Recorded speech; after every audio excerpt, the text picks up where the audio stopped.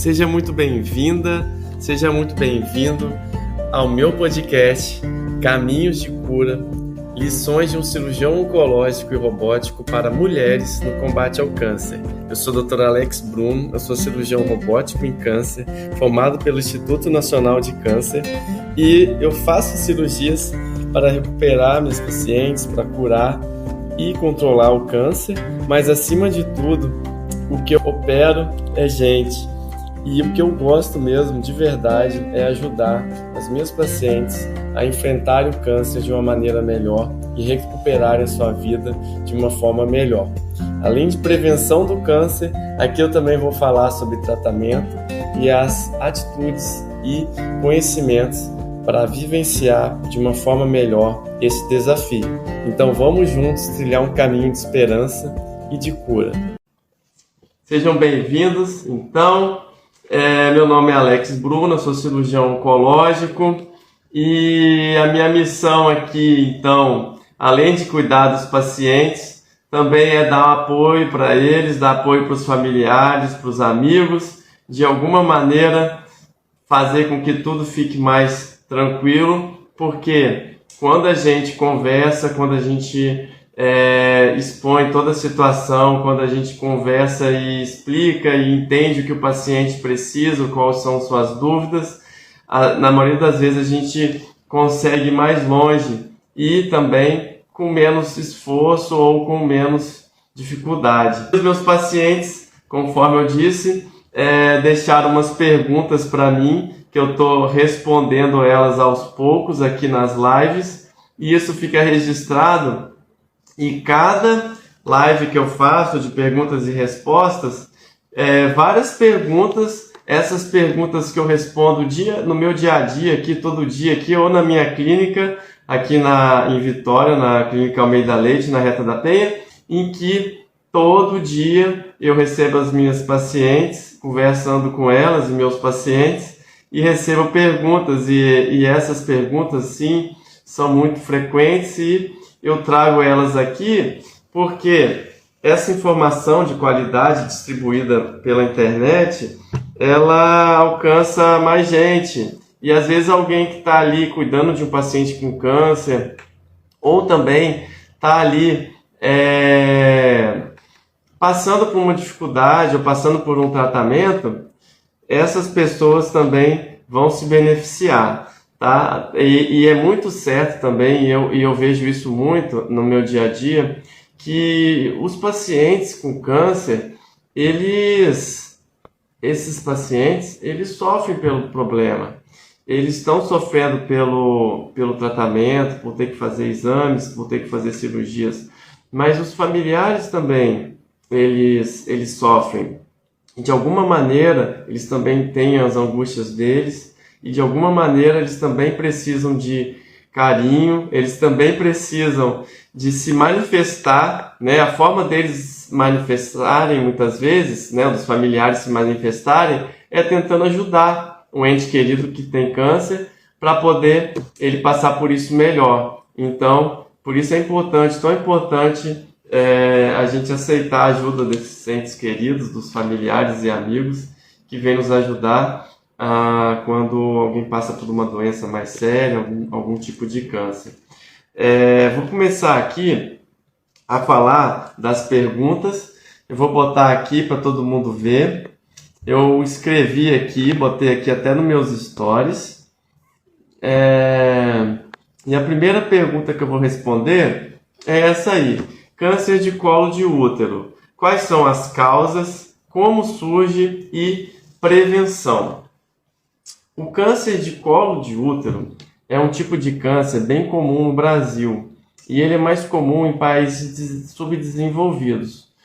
Ele é causado pelo HPV, que é um vírus que está bem difundido na população. Esse vírus ele é responsável por mais de 99% dos casos de câncer de colo de útero. Ele está envolvido no surgimento desse câncer. Então esse vírus é um vírus transmitido por via sexual na maioria das vezes. E ele é bem difundido na população e existem vários subtipos de HPV. E Existem alguns que não são tão perigosos, que podem estar relacionados com verruguinhas simples, verrugas genitais ou verrugas que podem aparecer em qualquer parte do corpo, mas existem alguns subtipos de HPV que são mais perigosos e esses tipos, eles, de alguma maneira, a pessoa que tem alguma predisposição a desenvolver o câncer pode desenvolver com o passar dos anos, às vezes leva 10 a 20 anos depois que a pessoa contraiu o HPV, dele virar um câncer. Então, como que a gente vai prevenir o câncer de colo de útero? A maioria dos países desenvolvidos, como a Austrália, por exemplo, e Estados Unidos, eles já diminuíram muito, mais de 80% a incidência e os malefícios que o câncer de colo de útero traz para as mulheres. Como? Fazendo campanhas de acesso ao preventivo, que eu vou explicar mais um pouco, e a vacinação, associado também ao tratamento correto dos casos de câncer. Então, fazendo preventivo nas mulheres, promovendo a vacinação de homens e mulheres que estão na faixa etária passíveis da vacinação e fazendo o tratamento tanto das lesões precursoras do câncer de colo de útero ou das lesões iniciais de colo de útero ou do câncer, a gente consegue controlar essa doença. Então o Brasil está nesse caminho, existe aí as campanhas do governo, as meninas e os meninos a partir dos 9 anos podem se vacinar no posto de saúde. Para as mulheres que têm algum tipo de risco maior para ter câncer de colo de útero, por exemplo, mulheres transplantadas, mulheres com HIV, mulheres que tomam alguma droga que diminui a imunidade ou que fazem algum tratamento oncológico, essas mulheres são mulheres que têm um fator de risco para desenvolver o câncer de colo uterino e podem também receber a vacina pelo SUS até os 45 anos. E nas clínicas de vacinação, a partir dos 9 anos, daí em diante, é possível também fazer as vacinações. A vacina do HPV tanto é importante para os homens quanto para as mulheres, porque o câncer de colo de útero é muito conhecido, né, porque fazem várias campanhas, mas existe também o câncer, que é o câncer de canal anal, que está muito relacionado à infecção do HPV também. Então, mais para frente, no decorrer da live, eu também vou falar um pouquinho de câncer de canal anal, né, mediante uma pergunta que fizeram, e isso vai ser importante para a gente discutir de novo sobre o HPV. Então, a vacina do HPV também vai evitar, diminuir a incidência de câncer de canal anal, também pode servir para diminuir câncer na região de orofaringe também. Então veja como é importante a vacinação. Outra ação importante na prevenção do câncer de colo de útero é o preventivo, das mulheres irem ao ginecologista, principalmente a partir das primeiras relações sexuais, ou a mulher mais jovem, adolescente, pode ir no ginecologista para começar um acompanhamento, pelo menos uma vez no ano. Na seta vai ajudar em algum ponto, um acompanhamento sempre é importante e vai criar um vínculo com aquela pessoa, com aquele ginecologista, com aquele médico. É importante, então, as mulheres, a partir do ponto que está sendo vista pelo ginecologista anualmente, isso é importante, ele vai decidir quando vai ser o início aí da coleta dos primeiros preventivos. Oficialmente, no governo, no Ministério da Saúde, a recomendação principal, que é a que realmente está relacionada com diminuição da incidência de câncer e controle do câncer, é a partir dos 25 anos até os 64 anos. Então, a recomendação é fazer o preventivo com o ginecologista a partir dessa idade. E existe também uma recomendação que depois de 2 ou 3 preventivos normais, é possível até fazer o preventivo a cada 3 anos. Mas o que eu sempre falo para as pacientes é sempre ir no ginecologista, deixa ele decidir em conjunto com ele, pelo menos ele vai te examinar, vai te tirar várias dúvidas. Eu acho importantíssimo esse acesso ao médico, o paciente vai ficando mais aberto a discutir alguns assuntos importantes e acaba que isso gera um benefício para o paciente, né? E também previne o câncer, e também as mulheres vão cuidar das mamas, né? Vai ter o momento certo de começar a fazer a mamografia, vai ter algum caso que vai precisar de ultrassom transvaginal e assim vai fazendo um acompanhamento. Isso também previne câncer, isso também ajuda a achar alguma alteração no início e resolver. O câncer de colo de útero, ele tem início então em verruguinhas lá dentro do colo do útero. E nesse caso é muito imperceptível, a mulher não sente nada. Então é importante essa informação que a gente vem divulgar aqui na internet, porque realmente é questão de conscientização para que as mulheres procurem, né, o ginecologista, o médico, para fazer o preventivo, porque realmente as lesões iniciais ou até a infecção pelo HPV, ela é imperceptível. Ele é tão difundido na população que mulheres, quando chegam aos 50 anos, 80% delas, das sexualmente ativas, tiveram algum contato com HPV. Dessas mulheres que tiveram contato com HPV, a maioria vai ter alguma lesão, pode ter, ou alguma infecção imperceptível, e o corpo vai eliminar o vírus. Mas 20 a 30% das mulheres podem perpetuar uma infecção crônica que é imperceptível, e com o passar dos anos, essa infecção lá no colo do útero pode levar a uma pequena verruguinha, alguma alteraçãozinha bem minúscula, que pode, com o tempo, virar um câncer. É fato que dessas pacientes que têm infecção crônica do HPV, só 3 a 5% vão ter as lesões pré-malignas. E das pacientes que têm lesões pré-malignas, só 1% vai ter o câncer. A gente não vai conseguir saber quem é que vai ter o câncer, mas o que a gente consegue é pegar o câncer antes dele aparecer. Isso é importante porque, como a mulher não tem sintoma, vai fazer um preventivo, aí vem alterado. Vem o preventivo alterado, vai fazer uma colposcopia, o próximo passo, que é um exame com uma lupa e que o ginecologista vê em maior aumento o colo do útero, usa algumas soluções para realçar as lesões e pode fazer algumas biópsias e daí em diante dar o tratamento das lesões, que nem sempre precisa de uma esterectomia, pode fazer uma cirurgia menor, chamada conização, ou cirurgia de alta frequência, e aí resolver, e aí fica tudo bem e não tem o risco do câncer. E aí volta o acompanhamento. Então, essas são as medidas de prevenção. Outra coisa importante para falar é também a mulher conhecer os sintomas iniciais do câncer de colo de útero, porque não necessariamente, né, a maioria dos casos existe uma sequência, então dá tempo de fazer o diagnóstico. E no consultório, às vezes, a gente vê as mulheres chegarem com câncer já avançado. Então é bem comum, até uma porcentagem bem alta, cerca de 70% ou mais das pacientes que chegam hoje no Brasil com diagnóstico de câncer de colo de útero, infelizmente já estão em estágios mais avançados. Eu vou falar isso um pouco mais à frente, mas então é importante também conhecer os sintomas do câncer de colo de útero. O câncer de colo de útero é uma feridinha que ocorre no colo do útero.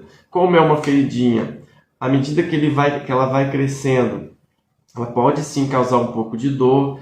A mulher pode passar a ter dor no período em que ela tem relação sexual, ela pode ter sangramento após a relação sexual, pode ter um sangramento fora do período menstrual. Uma mulher que já entrou na menopausa pode ter um sangramento, e isso ser do câncer de colo de útero.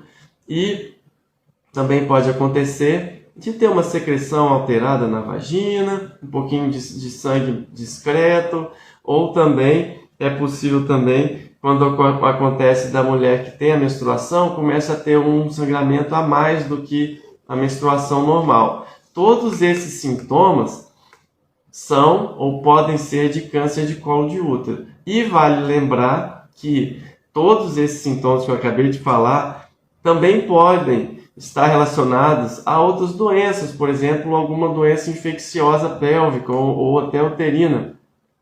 Ou seja, o mais importante aqui é procurar o profissional de saúde. Procurando o profissional de saúde e ele te atendendo e entendendo do problema, ele pode achar a solução mais facilmente, tá certo? Nessa pergunta, eu acho que eu explorei bem a causa, o HPV, como surge. Ele pode surgir assim devagarzinho, né? E dá tempo da gente descobrir ele no início, ou alguns casos realmente ele pode surgir mais rápido, mas isso não é comum, é mais comum dele respeitar. Então, por isso é tão importante a mulher seguir direitinho o acompanhamento com o ginecologista, anualmente, principalmente, e ele vai definir a quantidade, né, adequada ali de preventivos que ele vai fazendo, né, se é anual, se ele vai dar um espaço maior à medida que ele vê que está tudo bem. Então, isso é muito importante, tá certo? E ajuda a prevenir outras doenças. Vou continuar aqui com a pergunta de câncer de colo de útero. Após o tratamento do câncer de colo de útero, ele pode voltar? Qual que é a chance dele voltar? Então, esse é um medo muito comum que eu vejo nas minhas pacientes. Em qualquer estágio que ela tiver, ela vai ter esse medo. Então, é muito frequente eu receber as pacientes depois do tratamento, e o que é meu papel principal aqui é encorajá-las a acreditar que elas estão curadas, que elas estão bem, que está indo tudo certo, que tem alguém vigiando elas. Até porque também, como a gente faz um acompanhamento bem de pertinho, se alguma coisa sai do trilho, a gente comunica também. Mas imagina também essa alteração que ela aparece, não é a maioria das pacientes, mas alguma paciente pode sim o câncer voltar. Então, por isso que ela perguntou, é um medo, que ele é real, verdade, mas não é a maioria. E também o que a gente tem que pensar é que cada tipo de tumor, cada tipo de estadiamento, ou seja, quando ele é inicial, restrito ao colo do útero, tem um tamanho pequeno, a chance de cura ela gira em torno de 90% a 92%, ou seja, é um índice alto. Se o tumor está um pouco maior, se ele começa a invadir as regiões laterais e tem um acometimento que a gente chama regional, ele tem aí 62% a 80% de sobrevida em 5 anos. Quando ele começa a espalhar para os linfonodos, isso pode ir piorando. A chance de sobrevida em 5 anos passa de 41% a 59%. E quando ele já surge espalhado, a chance de cura existe também, e de sobrevida também existe, mas ela pode variar de 4% a 38%. Mas então, doutor Alex, eu quero entender por que você falou assim, pode variar. O que a gente tem que entender é que essas porcentagens que eu acabei de falar, elas só servem para a gente ter uma noção, a gente esperar o que a gente vai esperar daquele tratamento. Então você pode ver que eu falei todos os estadiamentos, cada estadiamento, como é mais grave, o índice foi diminuindo, a gente vai entender que sim, se o câncer for diagnosticado mais para frente, a chance de cura vai diminuindo, só que ela existe. Tem lá a porcentagem das pessoas que ficaram bem. Então, por que a gente não pensa que a gente está nesse rumo aí do bem, de ficar bem? Então, isso que eu também converso com as minhas pacientes. Por quê? Uma vez que você fez o tratamento correto, a grande chance é de você desfrutar de um benefício.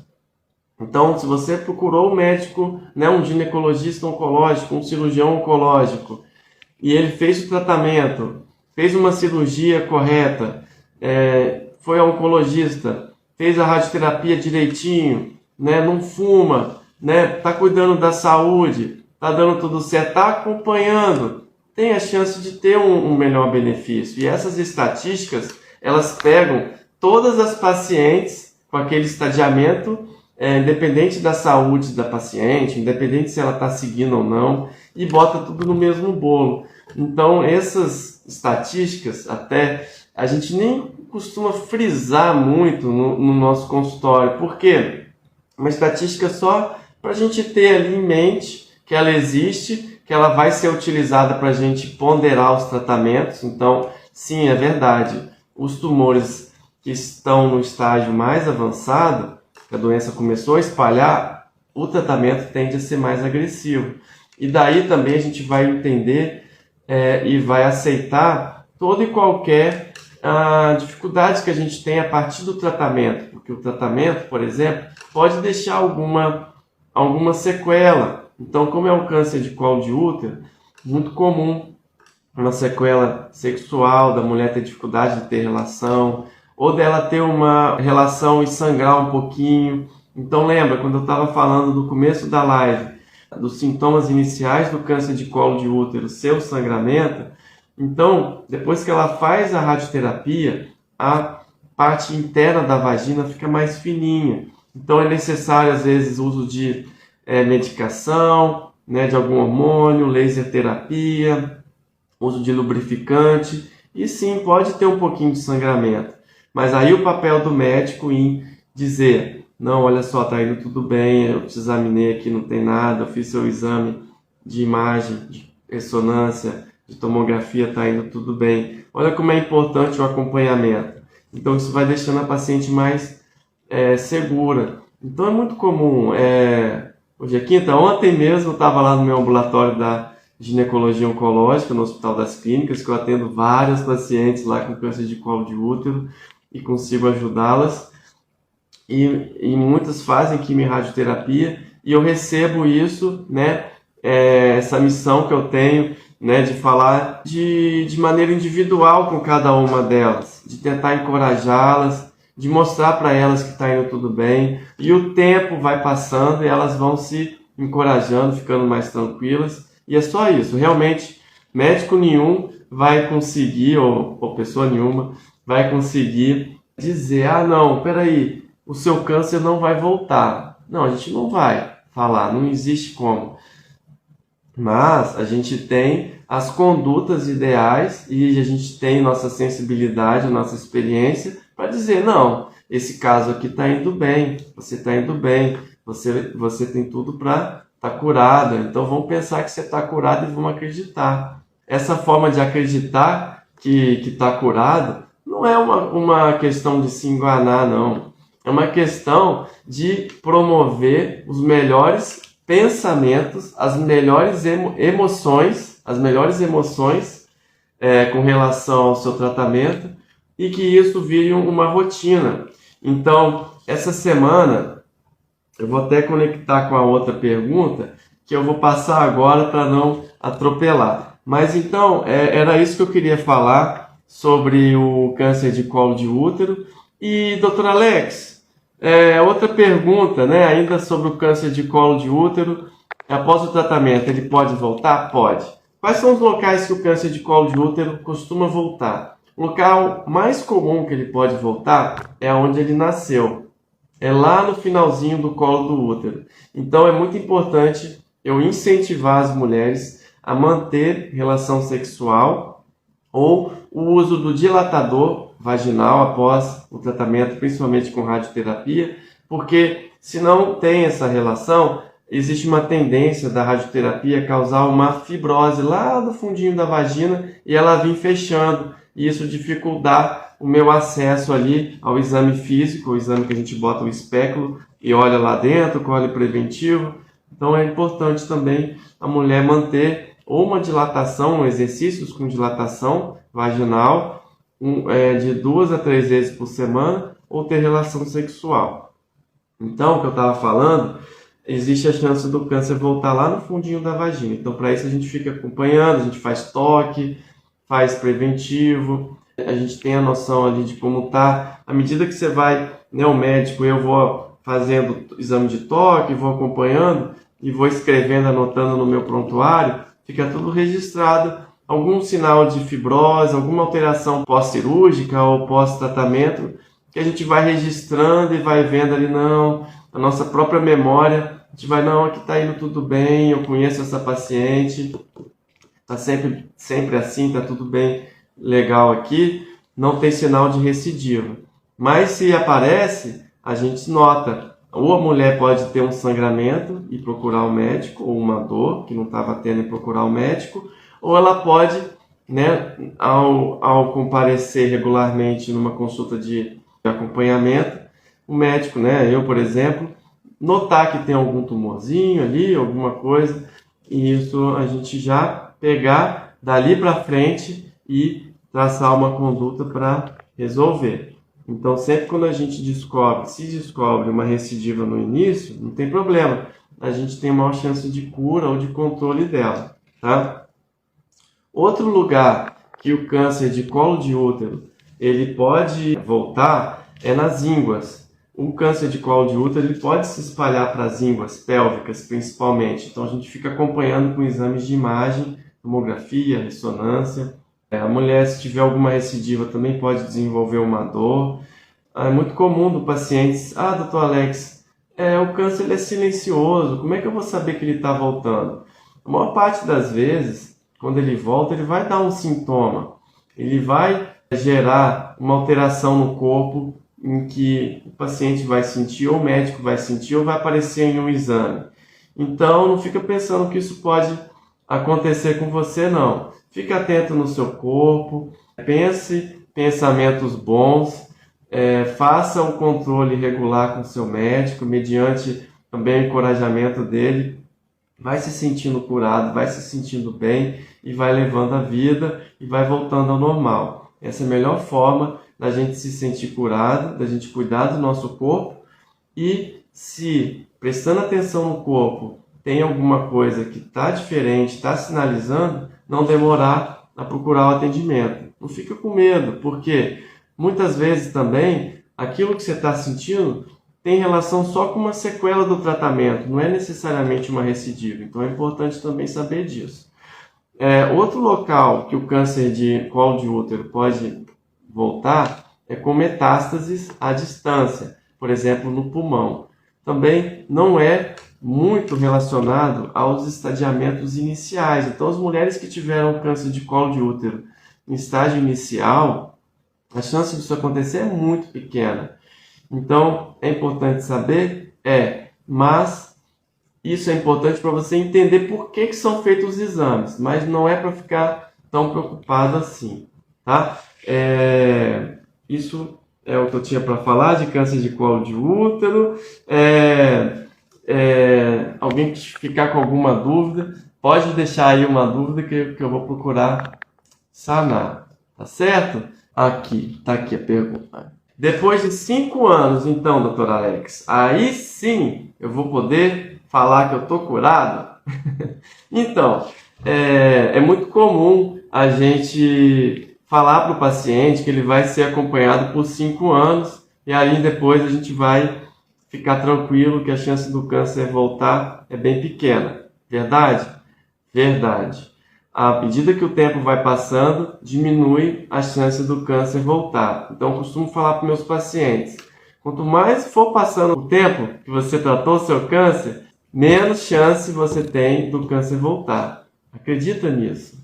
Então, e como eu estava dizendo, essa pergunta é comum. Então, essa semana, na terça-feira, eu atendi um paciente com melanoma inicial, estágio clínico 1, bem inicial mesmo, o primeiro estadiamento, mais fininho, mais relacionado à cura, né? Pode chegar aí a mais de 95% de cura, 98% de cura, né? Pacientes com melanoma em estágio bem inicial.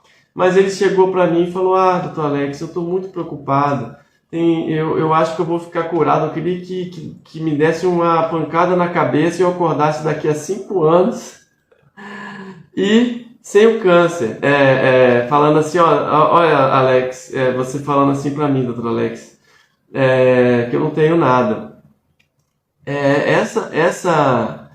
Esse tipo de pensamento, ele pode vir para o paciente E tá aqui a função do médico, falar, não, seu câncer é inicial, a chance de cura é altíssima, para de pensar assim, porque as palavras, elas têm poder, a gente tem que ser impecável com as nossas palavras. E além das palavras, são os pensamentos. Imagina esse paciente com esse pensamento que não ficou curado, ou que o câncer pode voltar a qualquer momento. Imagina a emoção negativa que isso causa no corpo dele. Qualquer coisinha que ele tem, uma dor de cabeça, vai achar que é um câncer, ou que voltou o câncer. Então a gente tem que ter muito cuidado a identificar esses pacientes. Alguns deles podem precisar fazer terapia, né? Eu, Dr. Alex, talvez não vou conseguir tirar todo esse medo desse paciente numa única consulta, ou em poucos minutos, ou em poucas horas, mas às vezes um papel do terapeuta, alguém que vai ajudar a tirar isso, esse medo. Porque imagina esse pensamento que vira um hábito, né? Os nossos pensamentos também podem virar hábitos, ou seja, a gente ter o hábito de pensar que o câncer vai voltar. Então, imagina daqui a 5 anos ele com esse hábito, se ele vai conseguir tirar esse hábito de pensar que o câncer vai voltar ou de se sentir ruim. Imagina a carga negativa que ele passou por esses anos. Não precisa disso. Cuida do seu corpo. Vai no médico. Faz as atividades que te dão prazer. Então a vida, ela é isso. Hoje então estava falando que eu fui lá jogar um basquetebol com meu filhinho mais novo, né? O meu filhinho Luquinhas, né? É o mais velho, me confundi. E fui lá com ele, fiquei lá com ele. Então, pense no que você gosta de fazer. Pensa no que você faz e você não vê a hora passar e que você ama fazer. Tá junto do seu filho, tá aí na praia, fazer um churrasco, fazer uma janta legal na sua casa, sei lá, praticar um hobby. Você gosta disso? Faz isso mais vezes. Traga a sensação de cura para perto de você. Se sinta bem. Trabalhe o seu interno, o seu lado interno. Não trabalhe só o lado externo. Trabalhe o interno também, para você enraizar sentimentos bons. Então, eu gosto dessa árvorezinha aqui, que eu dou muito para os meus pacientes aqui na clínica, ó. É uma árvore muito bonita, olha só como é que ela é linda. Tem aqui Deus como tronco, tem a fé, tem a esperança, tem o amor, tem a bondade, a compaixão e a gratidão. São todos sentimentos incríveis para as pessoas terem durante esses 5 anos aí que está cuidando do câncer. Então, tenta trocar esse medo do câncer por isso tudo aqui, que você vai ver que você vai longe. Por quê? Você está vendo essa árvore bonita? Aqui embaixo ela tem uma raiz forte. Então o que a gente vê de externo nessa árvore, aqui embaixo, dentro da raiz, o que está dentro da terra que a gente não vê, é o nosso lado interno. Então se a gente trabalha o nosso lado interno, a gente consegue melhorar as nossas atitudes e as nossas crenças com relação ao câncer, com relação à nossa felicidade, à nossa vida. E isso, com certeza, eu não tenho a menor dúvida, faz diferença no resultado do tratamento também. Então, depois de 5 anos, Dr. Alex, pode aparecer outro câncer? Pode aparecer. Mais comum, se aparecer, a gente sempre vai pensar que é o câncer primário, que a pessoa teve. Mas a gente sabe que a pessoa que termina o tratamento do câncer, ela tem que continuar cuidando da pressão alta, da obesidade, da diabetes, tem que cuidar da saúde, da felicidade, diminuir o grau de estresse do dia a dia. E isso, cuidando disso, você está evitando vários outros tipos de câncer e também, conforme eu disse, esse paciente vai fazer colonoscopia quando for indicado, mamografia para as mulheres quando for indicado, preventivo, ou seja, é aquela pessoa que tem toda a chance de cuidar a vida, virar esse jogo literalmente para alguém que cuida da saúde, que não deixa o câncer voltar e que não deixa aparecer câncer nele também. Ah, doutor Alex, eu posso fazer tudo isso e ter um câncer? Pode. Pode sim. Mas veja como você vai estar evitando a maioria e grande parte deles. Porque realmente, nós somos seres humanos, pessoas, animais, e nós somos vulneráveis. A nossa saúde está aí para a gente cuidar dela, mas ela é vulnerável. E esse é o dom da vida que a gente recebeu e o mistério da vida. Então, vamos tocar o barco e vão ter os melhores pensamentos. Então, é isso que eu queria falar, que nesses 5 anos, né, vai ter um período que vai acompanhar, nos primeiros 2 anos mais intensamente, de 3 até os 5 anos vai ser menos intenso, porque a chance vai diminuindo mesmo do câncer voltar, e depois dos 5 anos, comumente a gente continua acompanhando a cada ano. Por quê? Tanto para acompanhar, mas também para prevenir os outros cânceres, tá bom? Vamos lá para a próxima pergunta. É isso. Até quanto tempo pode durar o tratamento do câncer? Então, não dá para saber também. Mas o que dá para saber, por exemplo, é uma pergunta geral, né? Mas é o que eu vou dividir em algumas partes. Se for um câncer inicial ou um câncer com intenção de cura, que a gente trata com intenção de cura, esse tratamento tem início, meio e fim, sim. No início, vão ser feitos diagnósticos. Ele vai fazer alguns exames para a gente entender o câncer. Depois a gente vai escolher o tratamento. Esse tratamento ele pode ser combinado com quimioterapia, radioterapia, cirurgia, que são parte do tripé dos tratamentos oncológicos, são esses 3 principais, e não necessariamente todos eles vão ser empregados. Pode ser que num câncer inicial, como o colo de útero, a gente só faça uma cirurgia, por exemplo, e ali vai resolver o tratamento, vai resolver o caso. E aí, daí em diante, o tratamento encerra e começa o acompanhamento. Vamos supor que fez a cirurgia. No final da cirurgia, o paciente vai recuperar, vai ficar bem da cirurgia. Mas depois que ele recupera da cirurgia, a gente vai pegar o resultado da operação. E ali a gente vai ter os dados sobre o tumor e saber, olha, esse paciente vai precisar de quimioterapia. Esse paciente aqui vai precisar de radioterapia. E aí a gente pode encaminhar, normalmente, depois que faz a cirurgia, a gente gosta de fazer o tratamento adjuvante, que é um tratamento complementar, quando ele precisa ser feito, nos primeiros 3 meses. A gente não pode passar muito tempo disso, porque aí perde o benefício. Então, depois que termina o tratamento da cirurgia, por exemplo, e o paciente recuperou, e o médico encaminha para o oncologista, para o radioterapeuta, é importante sim já marcar a consulta logo, já ir nesses profissionais, que pode acontecer deles não indicarem o tratamento, mas sim indicar, tá no tempo certo, nesse período aí de 3 meses, principalmente 3 meses, para começar uma nova terapia, tá bom?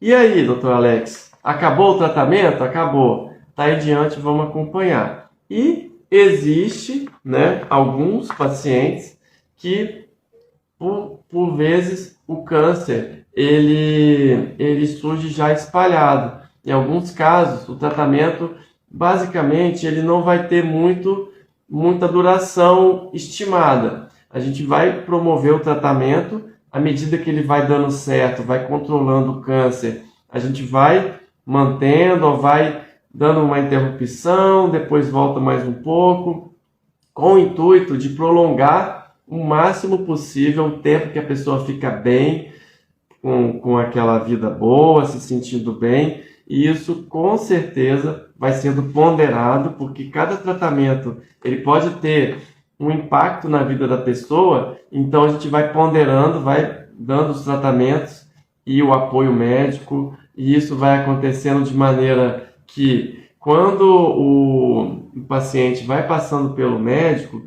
ele vai criando ali aquela relação com ele, o médico ali vai ajudando e vai promovendo ali a saúde e lidando com as situações mais difíceis. Então, o que a gente tem que entender é que o resultado do tratamento, a gente às vezes não consegue prever exatamente para todo paciente, porque é igual você plantar uma planta, né? Você planta ali uma semente, existe o tempo natural daquela semente brotar e crescer. Então a gente tem que dar tempo aí para o universo, tempo para Deus, esperar fazer a nossa parte, né? Então a gente vai fazer a nossa parte e o resto a gente vai entregar para Deus, vai entregar para o universo e tendo os melhores pensamentos possíveis. Então, é possível, gente, manter a liberdade, a independência mental, independente da situação. Então, mesmo que o tratamento do câncer pode ser difícil, nós temos sempre a condição de escolher. Escolher não ser vítimas e escolher ser parte do empoderamento de você pensar positivo. Quando você pensa positivo, tudo vai ser melhor. Então, isso eu costumo falar isso muito. Dr. Alex, você está repetindo isso. Mas não, é tão importante que é repetido sim. Outra coisa importante que eu vejo aqui para meus pacientes é se perdoar. Às vezes o paciente ele está ainda preso no passado, ele ainda não se perdoou por às vezes ter feito alguma coisa que não foi tão saudável. Ele não, às vezes ele não perdoou alguma pessoa, sei lá, que pode ter causado alguma coisa ruim para ele ou ter algum ressentimento. Trabalhar esse passado também vai ajudar a entender o nosso presente e lidar melhor com o nosso presente. A palavra principal aqui é o perdão. O perdão, a culpa, ela pode estar no outro ou pode estar até em você mesmo lá no passado, mas o perdão ele está em você hoje agora. Então, isso também ajuda. Eu vejo muitos casos aqui, não são todos, mas alguns sim, que o paciente tem que ter uma ajuda, paciente, para alcançar esse perdão, alcançar esse estágio de espírito de mais leveza, como você tirar umas pedras da sua mochila, você está carregando ali várias pedras na sua mochila que você pode ir descartando. Então você pode, às vezes, tanto parar de ter pensamentos ruins, mas de repente tem algumas pessoas que não estão te dando energia positiva. Observa se você pode diminuir um pouco o contato com elas, de alguma maneira não absorver tanto, porque assim você também vai tirar as pedras da sua mochila e vai andar com mais leveza. E se aparecer uma recidiva, Dr. Alex? Então é isso, a gente sempre vai poder recomeçar. E se a gente recomeçar de alguma maneira, a gente pensar de alguma maneira sem desistir, né? Surgiu uma recidiva e a gente não desiste, a gente luta, a chance de controle é grande. Porque mesmo que o câncer volte, existem 3 coisas que a gente pode fazer. A gente pode até curar o paciente de novo, por uma cirurgia ou um tratamento novo. A gente pode retardar o crescimento desse câncer por muitos anos, ou a gente pode aliviar os sintomas. Então, sempre quando a gente tem uma recidiva, a gente vai examinar, fazer todos os exames de novo, às vezes a gente faz biópsias, e eu tenho essas pacientes, chegam para mim, é bem comum, até como eu trato muito câncer de colo de útero, por exemplo, algumas pacientes chegam referenciadas para mim, então acaba que eu vejo um pouco a mais. E o que eu faço com essas pacientes é isso. Vamos lá, gente, vamos ter fé, vamos ter esperança, vamos acreditar, vamos parar, vamos ver como que está esse problema no seu corpo para a gente poder traçar a nossa meta. E se o câncer voltou em forma de metástases, a mesma coisa. A metástase ela pode ter um impacto muito negativo para o paciente. As pessoas podem se sentir, né, vai ser muito difícil de suportar essa situação. Então, muitas vezes precisa sim de uma ajuda de um especialista para que isso, tanto o tratamento quanto a parte interna, como eu estava contando ali, da raiz da árvore, tem que ser trabalhada. E assim a gente pode, num paciente que teve metástases, fazer os exames, entender em alguns casos as metástases podem ter até cura ou controle por muito tempo, ou pode ter algum tipo de metástase de alguma maneira que a gente tenha que fazer um tratamento, e aquilo que eu estava falando, vai seguir no tratamento à medida do possível, o mais tempo possível, com o paciente bem, né, de alguma maneira dando carinho, né, até nas situações difíceis em que a gente não está conseguindo reverter o câncer, a gente vai trabalhando de uma maneira harmônica a não dar tratamento demais e também oferecer o que há de melhor para o paciente. Tá? Então essa foi essa pergunta aí, quanto tempo pode durar o tratamento? Essas são perguntas dos meus pacientes que eles costumam fazer aqui para mim, que eles me encaminharam aqui. Câncer de ovário, quais são as chances de cura? Como saber se estou curada? Então, é a mesma coisa, vocês podem perceber que tudo depende do estadiamento que a pessoa teve o diagnóstico, tudo depende do tratamento, se ela fez o tratamento correto com uma pessoa adequada, né, com um médico que entende disso, com equipe multidisciplinar. Tudo depende se ela fez uma operação e ficou bem da operação. Tudo depende se ela está se cuidando, se ela parou de fumar, se ela está fazendo exercício, se ela está cuidando da obesidade. Tudo depende dos bons pensamentos.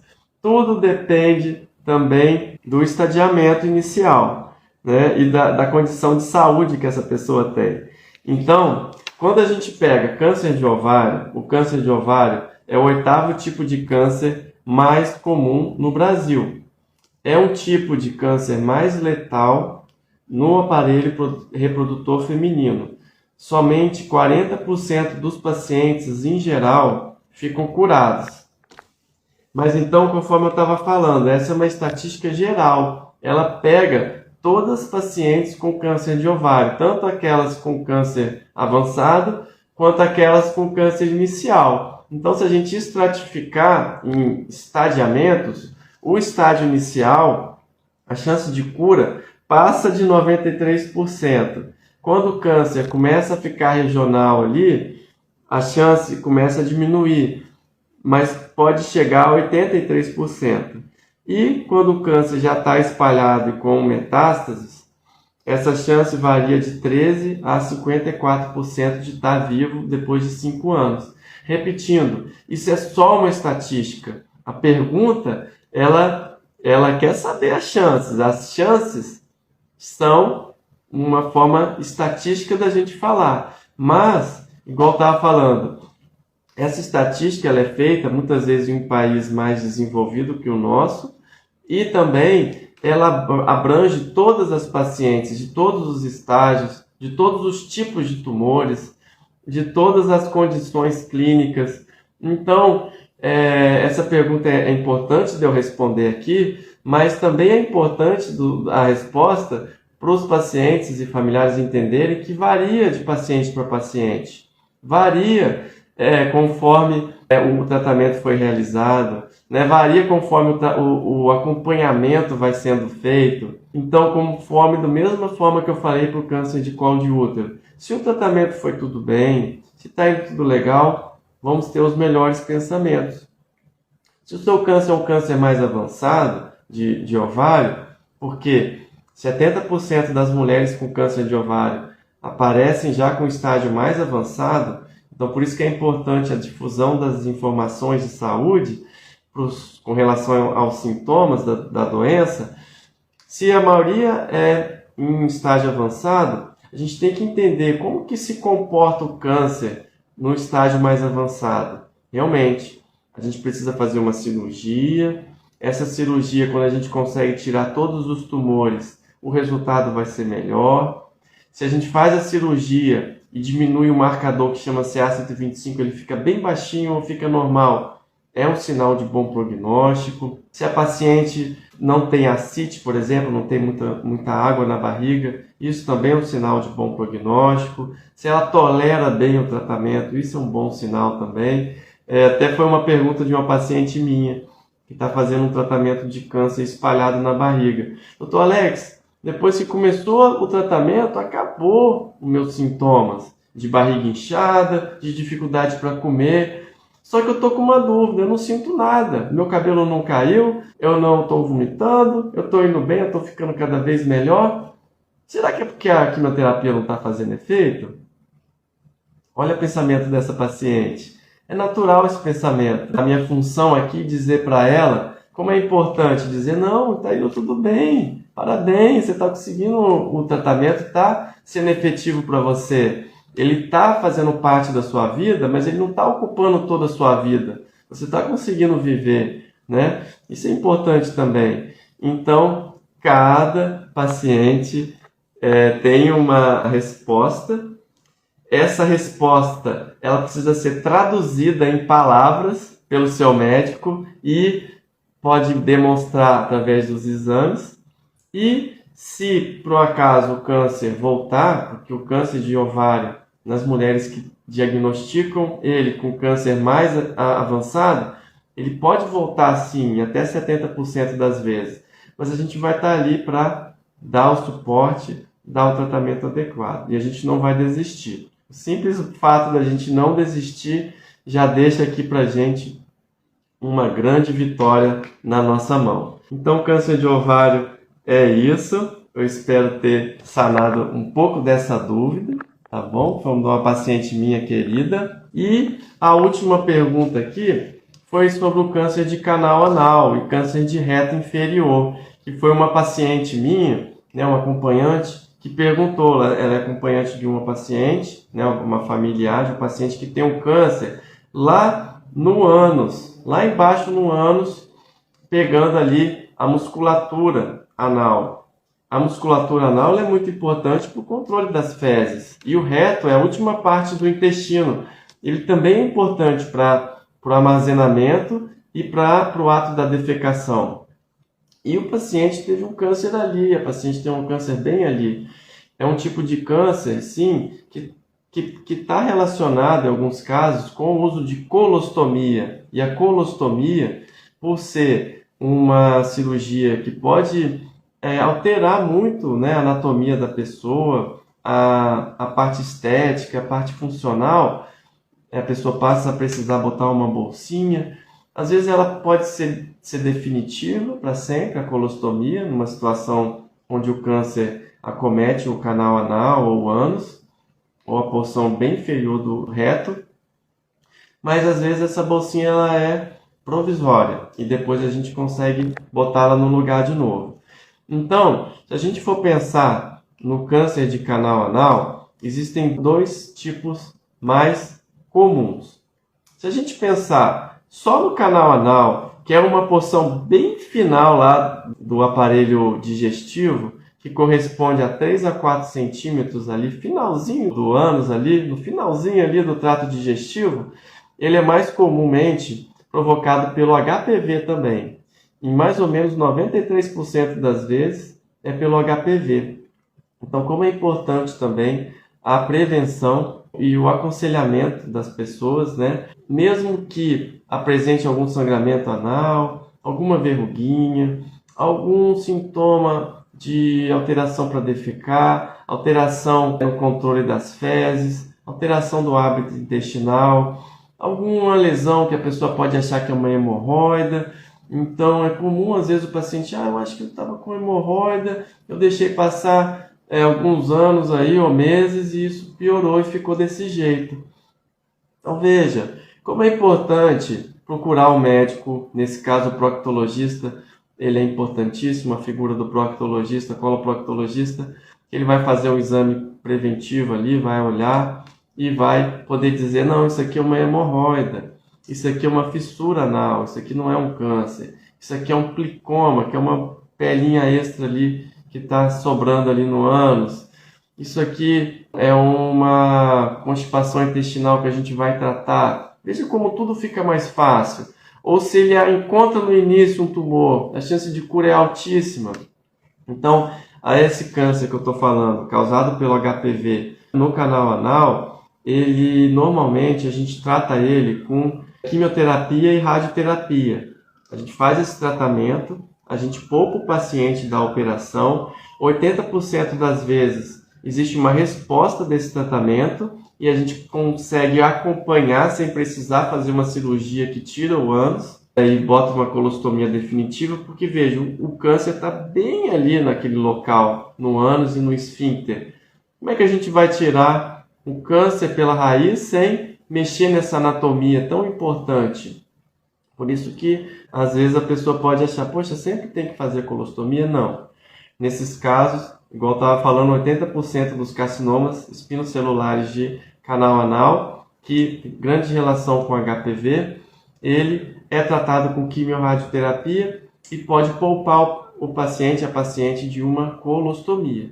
Se o câncer não fica curado ou se ele volta com acompanhamento bem rigoroso que a gente faz, a gente infelizmente precisa sim fazer uma cirurgia que a gente tira o ânus e a parte final do reto e na maioria das vezes a gente coloca uma colostomia definitiva. E o outro tipo de câncer de reto, que é o reto inferior, que normalmente chama adenocarcinoma, que é do epitélio mais da parte interna ali do reto, nos 5 centímetros finais principalmente. Quando cresce um tumor ali, ele pode invadir o músculo, o aparelho esfincteriano anal. E se invadir esse esfíncter, também a gente vai ter a radioterapia, a quimioterapia. Hoje, com a modernidade, a gente tem mais tratamento a ponto desse tumor regredir. Ele pode ter uma resposta completa e a gente conseguir fazer um acompanhamento bem rigoroso e às vezes poupar o paciente de uma cirurgia mutilante dessa, de tirar o ânus e o reto. E outras vezes, esse câncer é menos sensível a esses tratamentos, em relação ao câncer de canal anal mesmo, o carcinoma espinocelular, mas ele pode ter uma resposta completa e poupar, em alguns casos, o paciente de uma cirurgia mais mutilante. E também, por ser um câncer um pouco mais acima do aparelho esfincteriano, no reto inferior, por exemplo, esse que eu estou falando agora, a gente pode, com a cirurgia robótica, combinando aí com a radioterapia e a quimioterapia também, conseguir fazer uma operação menos agressiva e que a gente consegue preservar uma parte ou todo o esfíncter anal e, na maioria das vezes, a gente tem que fazer uma colostomia, só que ela é provisória. Depois que cicatriza lá embaixo, com alguns meses a gente torna a botar de volta o trânsito ali no lugar. E aí isso vai depender também uma reabilitação. O paciente depois passa por uma reabilitação que a gente vai sempre ajudar. Então, o paciente nunca está sozinho. Ele nunca está sozinho. Ele sempre vai estar perto dos familiares, sempre vai estar perto dos amigos, sempre vai estar perto dos médicos. Em qualquer tipo de dificuldade, a gente fala aqui às vezes de algumas coisas que pode até assustar, tá? Mas imagina alguém que está tendo um apoio, imagina alguém que está sendo curado, imagina alguém que está sendo retomando uma atividade depois de uma cura de um tumor. Câncer, a gente sempre pode sim associar uma coisa ruim ou uma cirurgia, mas a gente também pode pensar, e existe muita gente assim, graças a Deus, a gente vê muito no nosso dia a dia, pacientes que estão aí convivendo, às vezes com uma colostomia, sim, por que não, se adaptando bem, retornando à sua felicidade e vivendo. E que é isso que a gente quer, cumprir a nossa missão aqui na Terra. Então, eram essas as perguntas que eu separei. Eu espero ter ajudado algum de vocês ou quem vai assistir essa live depois. Eu fico aberto a perguntas para quem quiser perguntar aí embaixo. Tendo alguma dúvida aí, fala para mim aí, diga aí, eu vou ter um prazer em responder. Eu quero agradecer muito a presença de vocês, cada um de vocês, e para mim é uma honra estar aqui, é uma missão que agora eu peguei para mim, né? À medida do possível, toda semana eu estarei aqui, tá bom? Muito obrigado pela presença de vocês, um forte abraço aí e fiquem com Deus. Muito obrigado, até a próxima!